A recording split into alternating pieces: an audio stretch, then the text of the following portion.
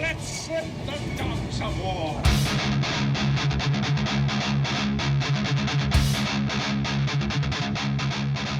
Hello again, everybody. Welcome back to the Opinionated Musings of Eric and Tim and Dayton.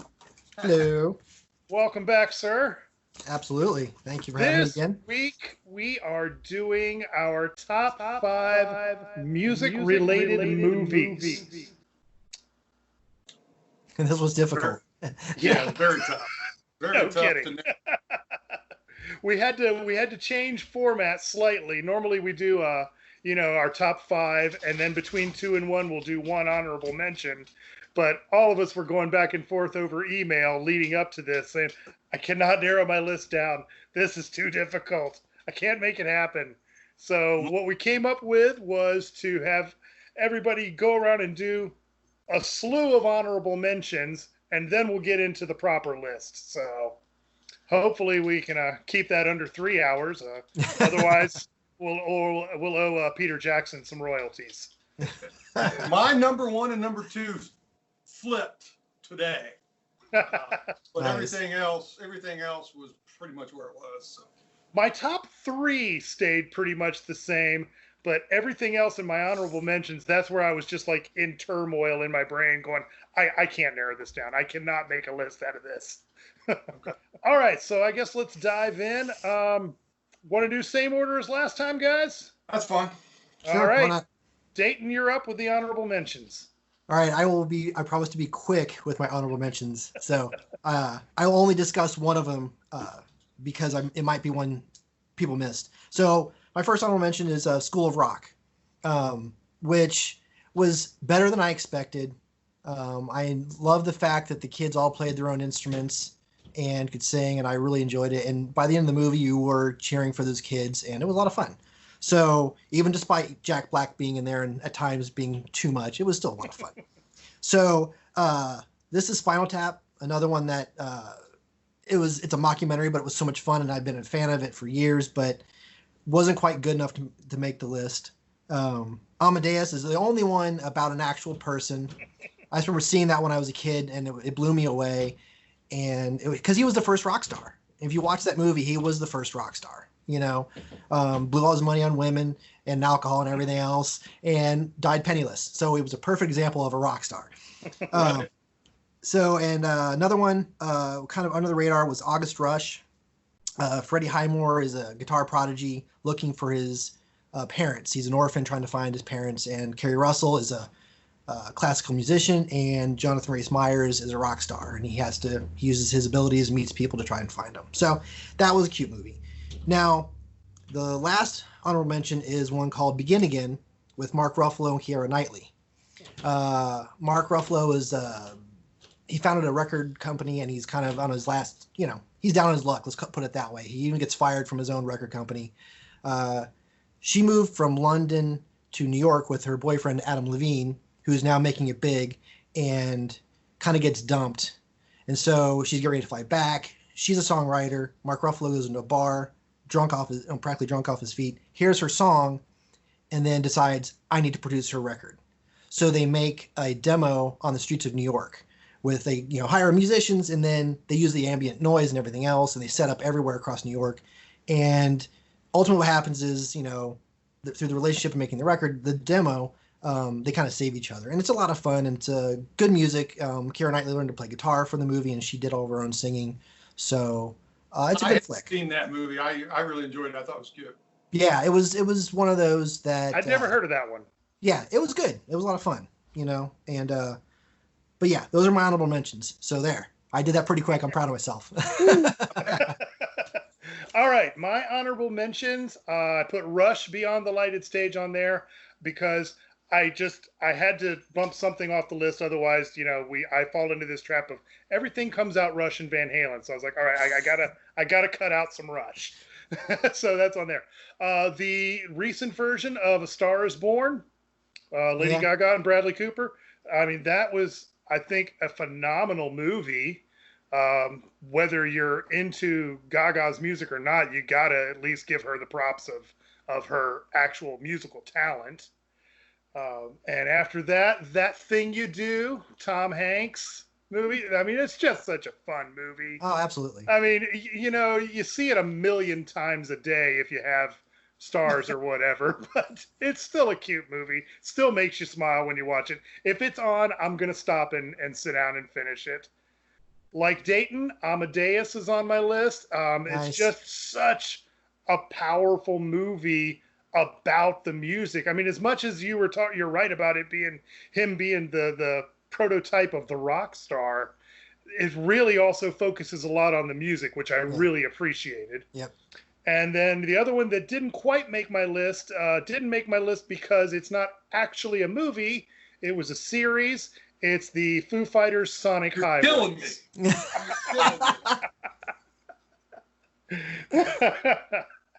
You're killing me. All right. This video's done. No, my honorable mention, Sonic Highways, and the only reason, like you said, it didn't make it maybe higher is because it wasn't just one thing. It was, an ongoing thing. Yeah. I bought it on Blu-ray. I watch it a lot. It's so fascinating to me to see, them go from town to town and Dave write the lyrics and all that stuff. That was cool. Amadeus is also on my list. I've always loved that movie. When you start off with Mozart as your soundtrack, I think you're off to a good start there. The 1978 A Star Is Born was one of my honorable mentions. I love the soundtrack to that. Chris Christopherson, a lot of good songs on that. And my last one, I'm sorry, I got two more. One was a movie called A Mighty Wind.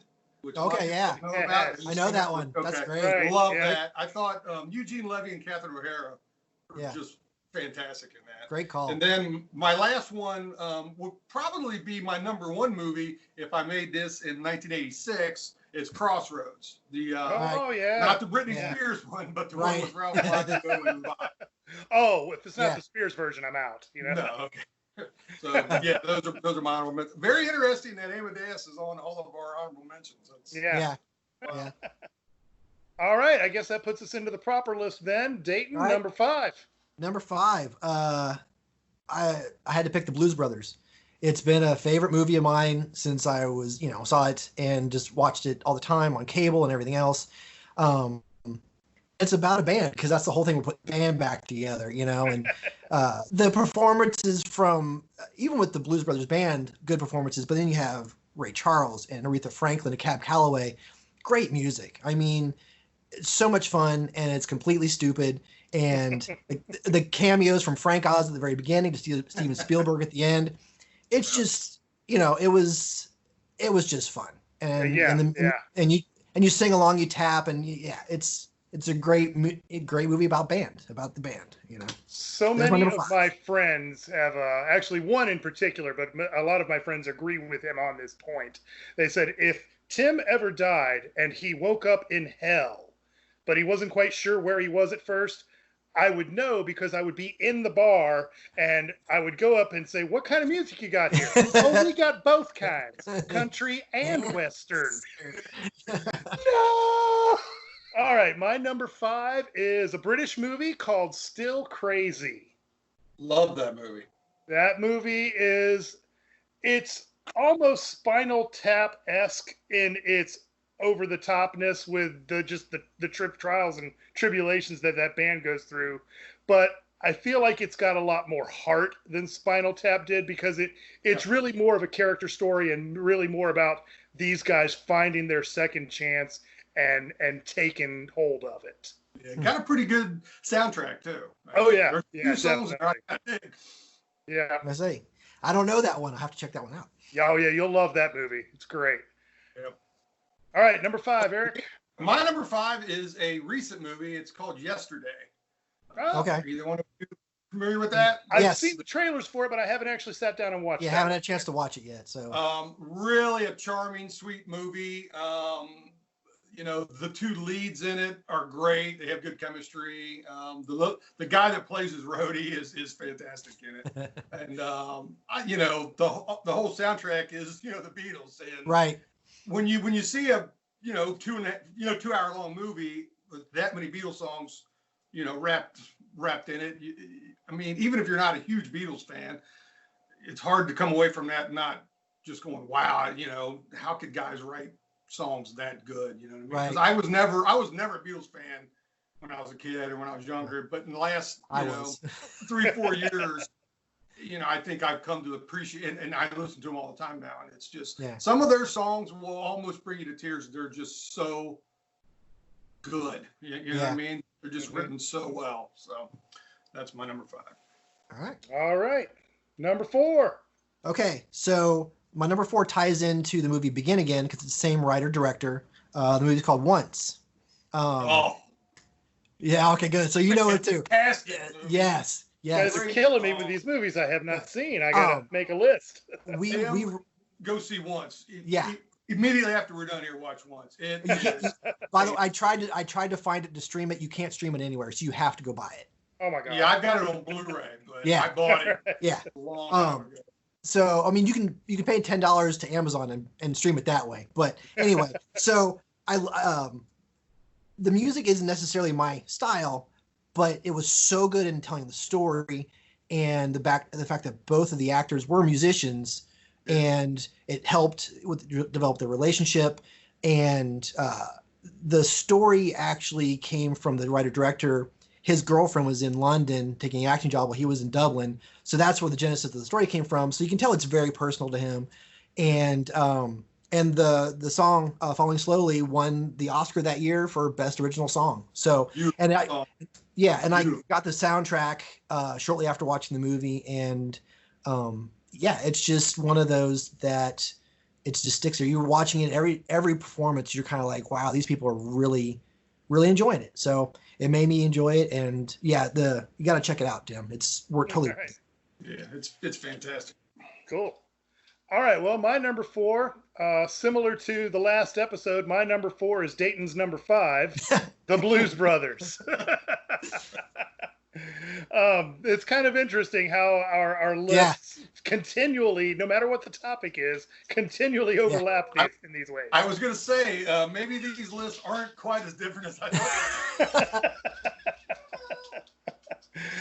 But I mean, in addition to the soundtrack, which, you know, just all the great songs in that movie, it's such a fun movie. And for me, when I saw it as a younger kid, it kind of instilled in me that band mentality, that us against the world, and we don't give a crap what normal is or looks like. We're doing our thing, and the rest of the world be damned. So that's why the Blues Brothers gets on my list.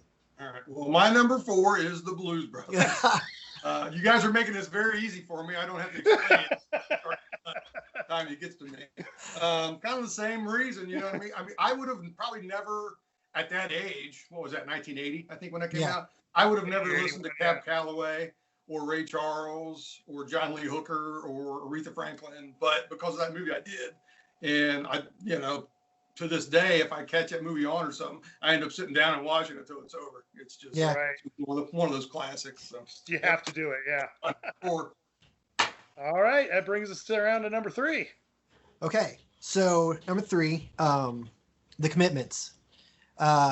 Saw it, you know, when I was in college. I still have the movie poster I bought when I saw it. Bought the soundtrack. I just love the fact that Alan Parker took a lot of people that were unknowns for the most part and created a movie that's about the genesis of a band and all the problems that they go through, including, you know, all the inner turmoil, all the infighting and everything. And it was real, you know. And, you know, Alan Parker, of course, he did Pink Floyd's The Wall, which I have never seen, and I'm very sorry that you can actually admit that, you know. But, you know, he did a great job, you know. And the interesting thing about it, the guitar player who is in Once, because of his experience making that movie, he got out of acting for 20 years. He had to be convinced to come back to do Once. So apparently he didn't enjoy it as much as Alan Parker enjoyed making that movie. So, but...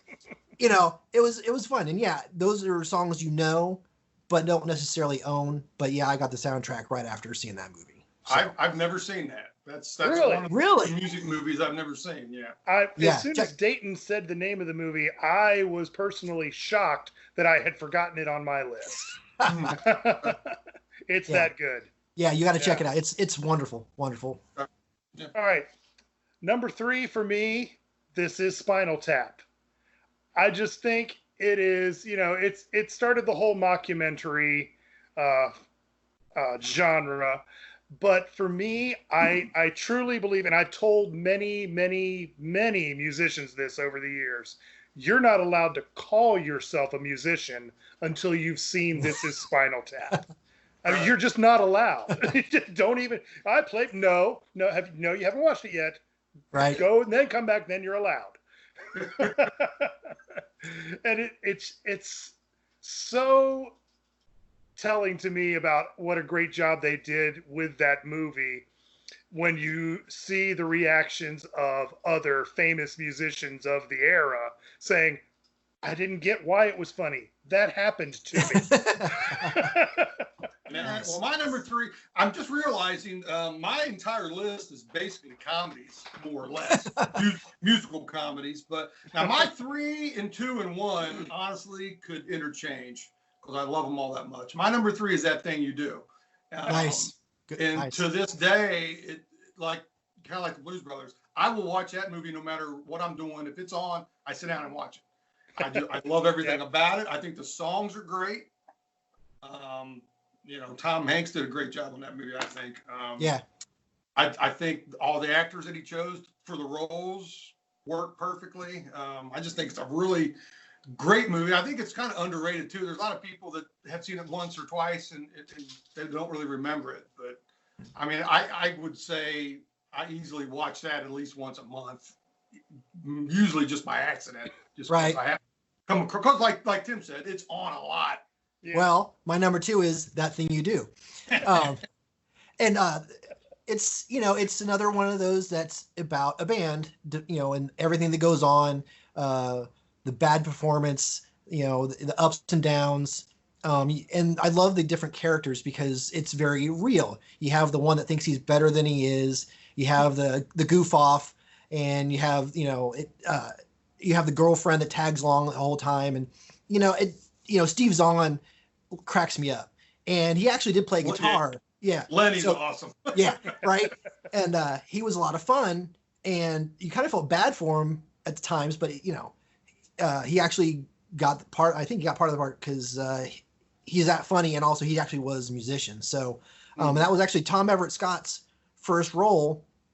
And he almost didn't get it. But Rita Wilson told Tom Hanks to give it to him because she thought he was cute.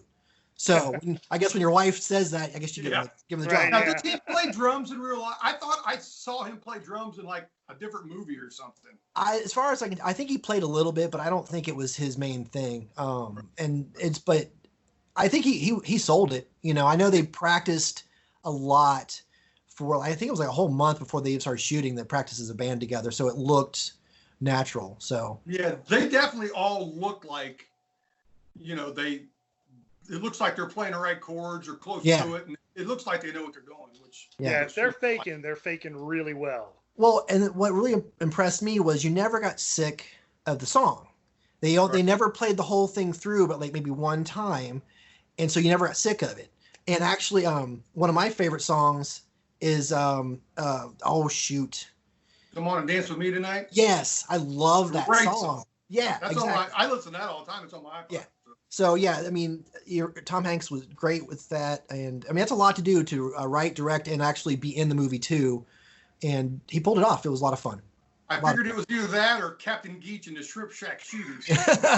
Which actually, those are named after 2 of his favorite restaurants. Oh, really? Yeah. Very cool. That's cool. All right, so my number 2 is the Dave Grohl documentary, Sound City. Nice. Ooh, okay. Yeah, I watched that movie probably at least, if not every month, every other month. It's just fascinating to me to watch the history of that studio and to see the interviews with all the musicians that went through that place and their obvious just love and fondness for that place. Right. And then watching the soundboard be taken apart and transported and preserved in Grohl's new studio, and then all those guys come back together and just tear apart a new album on it, and it sounds fantastic. Right. I could watch Dave Grohl give like an insurance seminar. you know, Right. problem.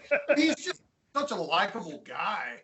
Yeah. You know, he seems so down to earth and like, you know, he's just a very interesting guy. So. Yeah. Absolutely.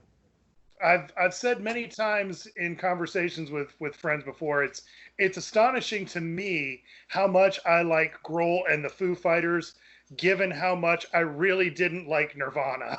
I'm the Well, exact same.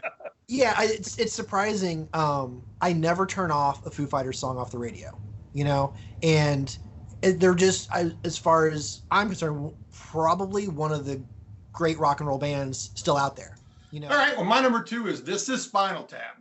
And like I said, it was my number 1 for a while. But the one that I'll get to, my number 1, when I really analyzed it, I laugh more in that one.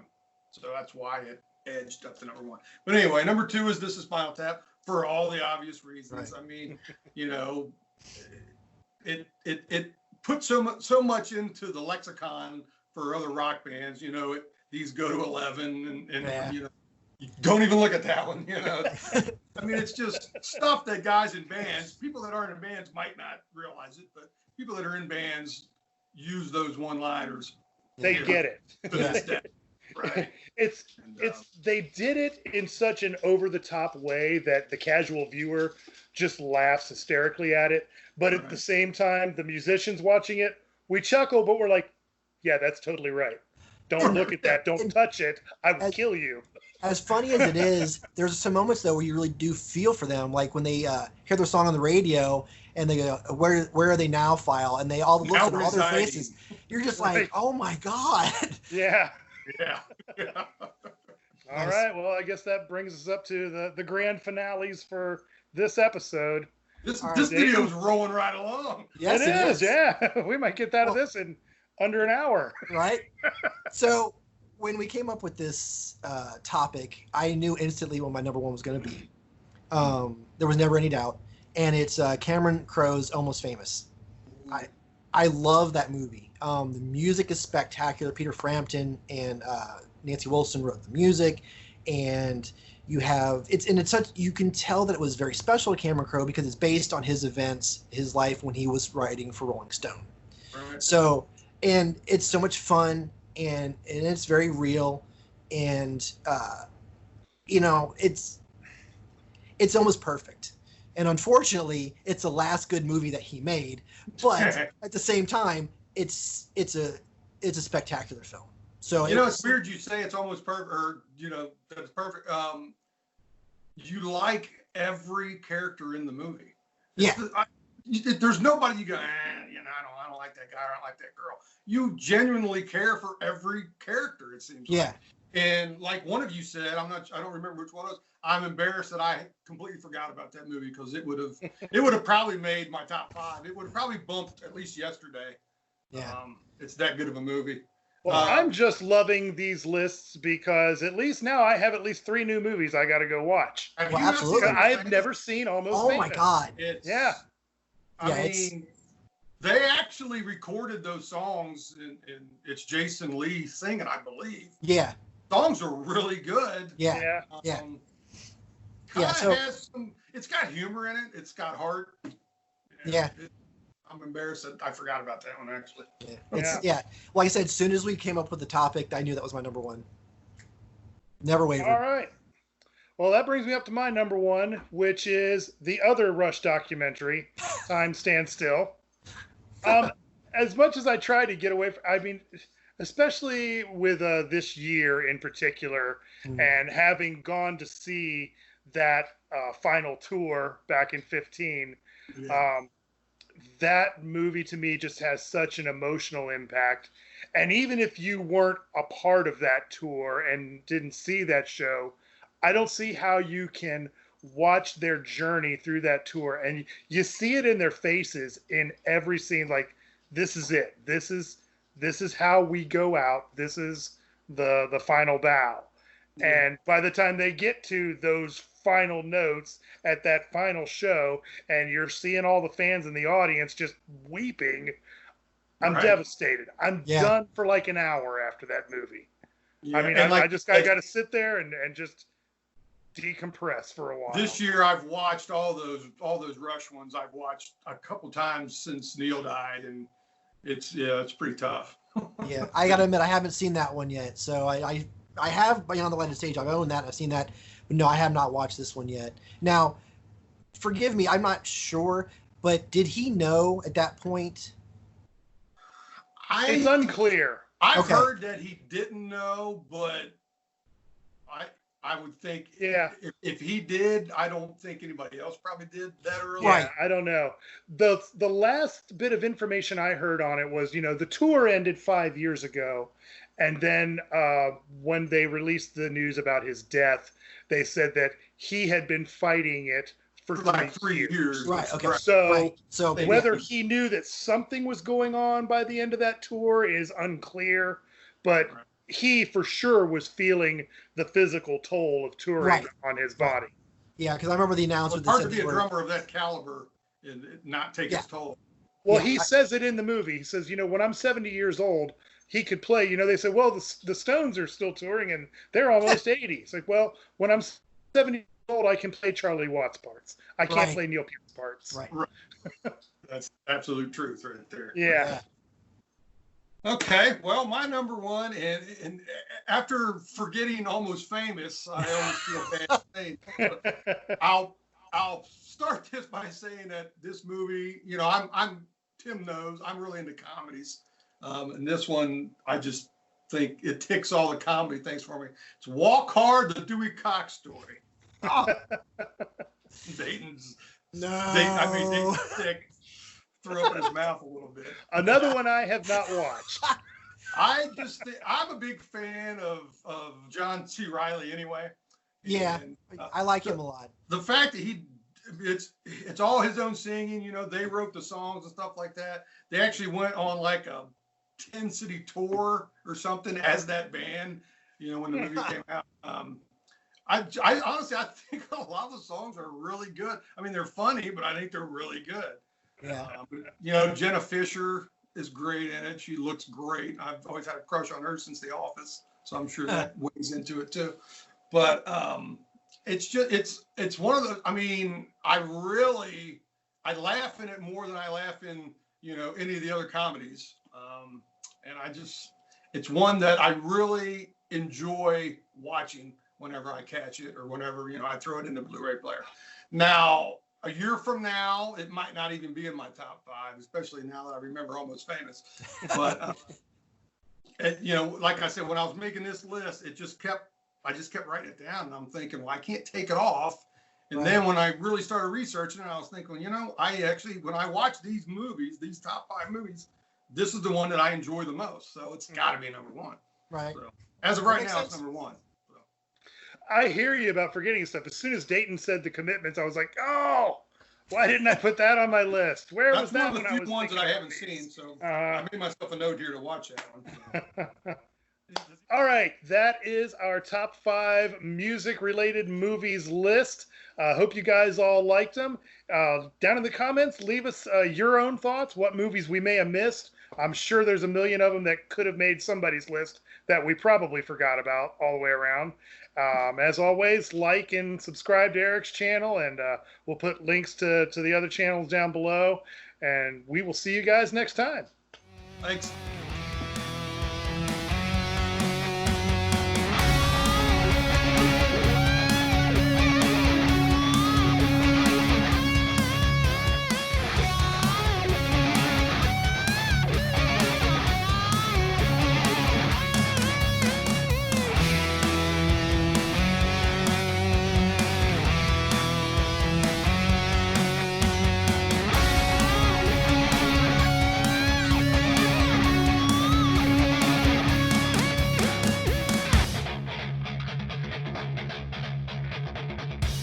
You're the brains behind this operation. Come on. We're in trouble. Yes, we are.